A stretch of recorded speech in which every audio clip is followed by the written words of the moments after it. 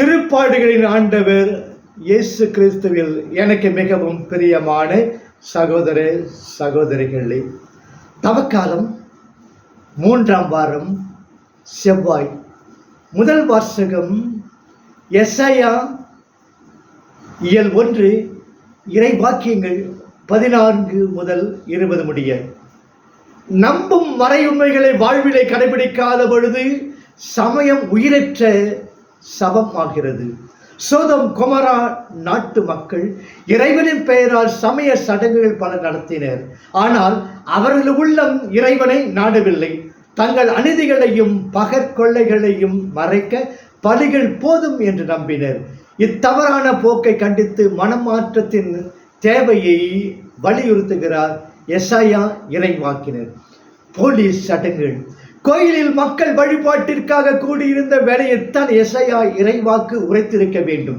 சமய சடங்குகளில் ஆடு மாடுகளின் ரத்தம் தெளிக்கப்பட்டது, சதைகள் எரிக்கப்பட்டன, தூப புகை எழுந்தது. அமாவாசை ஓய்வு நாட்களில் சிறப்பான ஜெபங்கள் நடந்தன. 13 இவற்றையெல்லாம் அக்கிரம கொண்டாட்டங்கள் என்கிறார் ஆண்டவர்.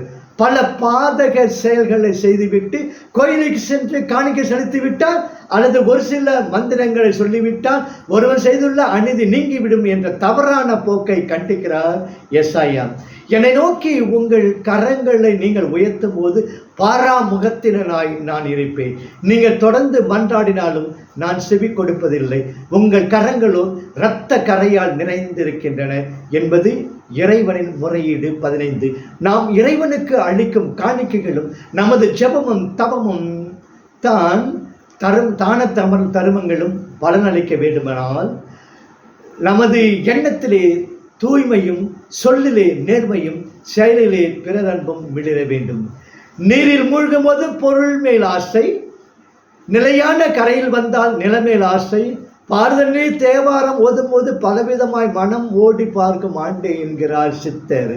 அநியாய வட்டியால் அயலானை பட்டினி போட்டிவிட்டு தேர்திருவிழாவில் தன் பெயர் வருமளவுக்கு மின்விளக்கு போடுதல் சமயத்தை தனக்கு சாதகமாக்கி கொள்வதாகும். ஆமோஸ் இறைவாக்கினர் இயல் 5 இறைவாக்கியங்கள் 21, 23. இறையன்பின் வெளிப்பாடு பிறரன்பு. துன்புற்றவரை தூக்கி விடுதல் நமது சமய வழிபாட்டின் ஓர் அம்சமாக அமைய வேண்டும். உங்கள் வழிகளையும் செயல்களையும் சீர்படுத்துங்கள். நான் இந்த இடத்தில் உங்களை குடியிருக்க செய்வேன். இது ஆண்டவரின் கோயில் என்னும் ஏமாற்று சொற்களை நீங்கள் நம்ப வேண்டாம். எரேமியா 7:3-4. செல்வந்தர்களின் அக்கிரமத்திற்கும் ஆக்கிரமிப்புக்கும் பலியாகி சமுதாயத்தின் சாக்கடையாக திகழ்பவர்களுக்கு பரிந்து பேசி இவர்களுக்காக போராடி இவர்களை காப்பதும் மீட்பதும் வழிபாட்டை விட சிறந்தது. விதவை, அனாதை யாருக்கும் நீ தீங்கு இழைக்காதே. நீ அவர்களுக்கு கடுமையாக தீங்கிழைத்து அவர்கள் என்னை நோக்கி அழுது முறையிட்டால் நான் அவர்கள் அழுகுவர்களுக்கு செவி சாய்ப்பேன். மேலும் என் சினம் பற்றி எரியும். நான் உன்னை என் வாளுக்கு இரையாக்குவேன். இதனால் உங்கள் மனைவியர் விதவையாவர், உங்கள் பிள்ளைகள் தந்தையற்றோர் ஆவர். விடுதலை பயணம் இயல் 22 இறைவாக்கியங்கள் 22 முதல் 24 முடிய. வெளிச்சடங்குகள் சட்டங்கள் தேவையற்றவை என்று இறைவன் கூறவில்லை. சட்டங்களை அளித்தவரே இறைவன் தான். ஆனால் அவற்றின் உட்பொருளை உணர்ந்து அவற்றை கடைபிடிக்க வேண்டும்.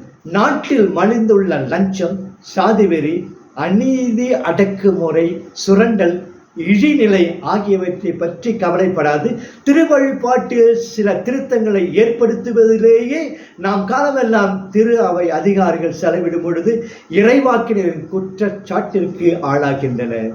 2ஆம் வாசகம் நற்செய்தி மத்தேயு இயல் 23 இறைவாக்கியங்கள் 1 முதல் 12 முறை. மறைநூல் அறிஞரும் பரிசேயரும் தங்கள் அழைப்புக்கு ஏற்ற வாழ்க்கை நடத்தாததை கண்டு இயேசு அவர்களை சாடுவதோடு மட்டுமன்று அவர்கள் வாழ்க்கையை நாம் பின்பற்றக்கூடாது என்றும் இன்றைய வாசகத்தின் வழி நமக்கு அறிவுறுத்துகிறார். தவக்காலத்துக்கேற்ப படிப்பினைகள் இவை. சீட்டு பட்டம் என்பது முக்கியமான திருச்சட்டங்களை எழுதிய சிறு சுருள். இதை நெற்றியிலும் மணிக்கட்டிலும் அணிந்து கொள்வது வழக்கம். குஞ்சம் என்பது மேலாடையின் 4 மூலைகளிலும் தொங்க விடப்படுவது. சட்டங்களை பின்பற்றுவதில் பிரமாணிக்கமாய் இருப்பதை இவை குறிக்கும். விடுதலை பயணம் 13:9-16, எண்ணிக்கை 15:37-41, இணைச்சட்டம் 6:8-11 முதல் 18 முடிய. இவற்றை பெரிதாக்குவது என்பது பிற மக்கள் பார்க்க வேண்டும் என்பதற்காக வெளியிடம் போடுவது என்பதை குறிக்கும். அநீதி அகற்றல். மனிதரை மனிதராக மதித்தல் வேண்டும். ஏனெனில் அனைத்து மக்களும் இறைவனுடைய சாயல்கள். தொடக்க 1:2. இறைவனுடைய வெளிப்பாடுகள். எனவே ஏழை என்றும் அடிமை என்றும் எவனும் இல்லை. சாதியில் இழிவு கொண்ட மனிதர் என்பது இல்லையே எனலாம். ஆயினும் நம் நடத்தையிலே காணப்படுவது என்ன? ஏழை எளியோரை, கீழ்குலத்தினர் எனப்படுவோரை ஒடுக்குகிறோம், நசுக்குகிறோம், அடக்குகிறோம், வாயில்லா பூச்சிகளாக மதிப்பிடுகிறோம். தாங்க முடியாத சுமைகளை, பஞ்சம், பட்டினி, உழைப்பின்மை, உறையுளின்மை, வறுமை, வஞ்சகம், அநீதி, அவநிலை, அடக்குமுறை ஆகியவற்றை அவர்கள் சுமக்க அறுசுவை உணவுண்ட களைப்பு தீர நம்மை அசடர்களாக்கும் ஒளிப்பேட்டுக்கு முன் அமைதி காண முயல்கிறோம்.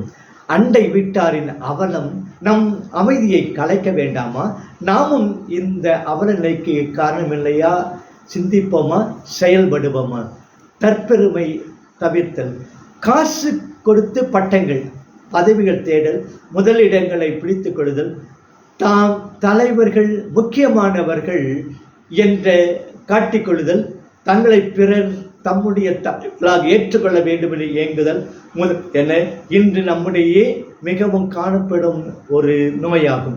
திரு அவையிலும் துறவர சபைகளிலும் இந்நோய்க்கு குறைவில்லை. இயேசுவும் தாம் கடவுளின் திருமகனாகிய நிலையிலும் தம்மையே வெறுமையாக்கி அடிமையின் வடிமை ஏற்ற மனிதருக்கு ஒப்பானார். பிலிப்பியர் 2:7. மானிட மகன் தொண்டு ஏற்பதற்கு அல்ல, மாறாக தொண்டு ஆற்றுவதற்கே வந்தார். மார்க்கு 10:45 என்பார். ஆண்டவரும் பாதகருமான அவர் தம் சீடருடைய பாதங்களை கழுவுவார். யோவான் 13:2-5. என்னே மாதிரிகை. நம் எல்லோருக்கும் எப்போதும் நான், எனது என்பது நம்மிடம் சாகிறதோ, எப்போது சாகிறதோ, எப்போது நான், எனது என்பது நம்மிடம் சாகிறதோ அப்போது தான் நம்மிலே பிறருக்கு கிறிஸ்துவுக்கு இடம் இருக்கும் என்பதை உணர்வோமா?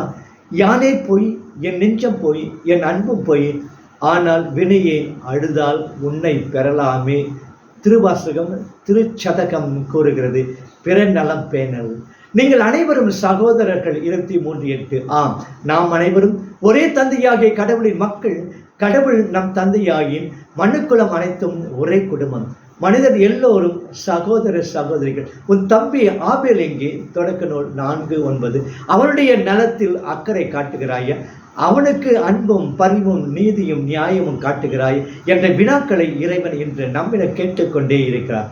நான் அறியேன், என் தம்பிக்கு நான் என்ன காவலாளியா? உன் மீது அன்பு காட்டுவது போல உன் அயலான் மீதும் அன்பு காட்டுவாயாக. லூக்கா 10:27 என்ற கட்டளையை வாழ்வுபடுத்த முயல்வோமா? ஒவ்வொரு மனிதனும் என் நண்பன், ஒவ்வொரு மனிதனும் என் சகோதரன், காரணம் அவனும் மனிதன் என்பதை ஏற்றுக்கொள்வோமா? இறைவனும் வாழ்வு அளிப்பாராக.